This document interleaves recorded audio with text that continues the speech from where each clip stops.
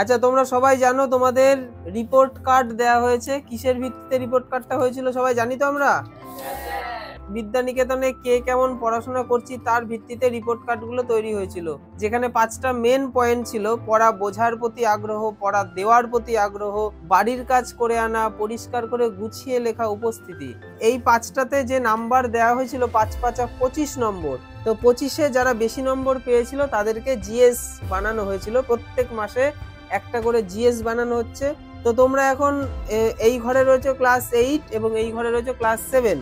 তো ক্লাস 7-এর যে জিএস হয়েছিল, যে আর কি সব থেকে বেশি নম্বর পেয়েছিল, এটা কি মাস? এটা হচ্ছে অক্টোবর মাস।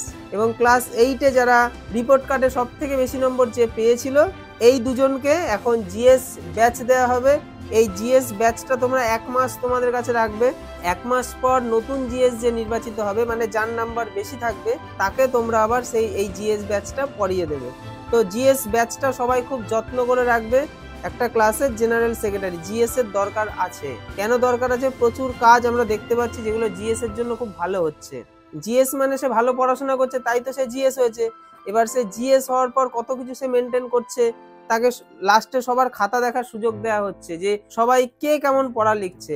এবং তার ভিত্তিতে আমরা যে গ্রুপ মেনটেন করি, গ্রুপে লেখা হয় যে কারা পড়তে আজকে আসলো না, কারা খারাপ পড়া লিখেছে, কারা বেশি নম্বর পেলো, এগুলো সব জিএস মেনটেন করছে। এবং জিএস এর নেতৃত্বে বাকি যাদেরকে জিএস দায়িত্ব দিচ্ছে তারা সেগুলো মেনটেন করছে, এবং ক্লাসে একটা সুশৃঙ্খল পরিস্থিতি বজায় থাকছে। এখন ক্লাস 7 এবং ক্লাস 8-এ যারা জিএস নির্বাচিত হয়েছিল তাদেরকে জিএস ব্যাচ পড়িয়ে দেওয়া হবে, এবং অন্যান্য ক্লাসেও যারা জিএস হয়েছে তাদেরকেও এই ব্যাচ পড়িয়ে দেওয়া হবে। তো ক্লাস 7-এ যে জিএস হয়েছে অর্পিতা সাহা, এদিকে চলে আসো, অর্পিতাকে জিএস ব্যাচ পড়িয়ে দেওয়া হবে। এখন জিএস পদটাকে ছিনিয়ে নিতে হবে, যে আমরা ভালো পড়াশোনা করে জিএস পদটা ছিনিয়ে নেব। একটা ক্লাসে সব থেকে বেশি নম্বর যে পাবে রিপোর্ট কার্ডের ভিত্তিতে, তাকে স্টুডেন্ট অফ দ্য ইয়ার দেওয়া হবে। সেটা তো বলা হয়েছে, তাই তো?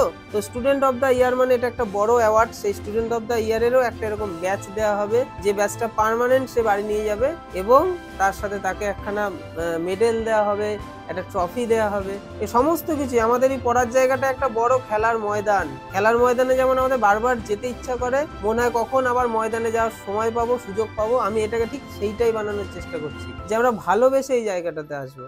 সবার আগে ভালোবাসা চাই। তো সেই জন্যই পরপর সমস্ত পদক্ষেপ আমি নিচ্ছি ছোট ছোট। তার মধ্যে একটা পদক্ষেপ এই জিএস ব্যাচ।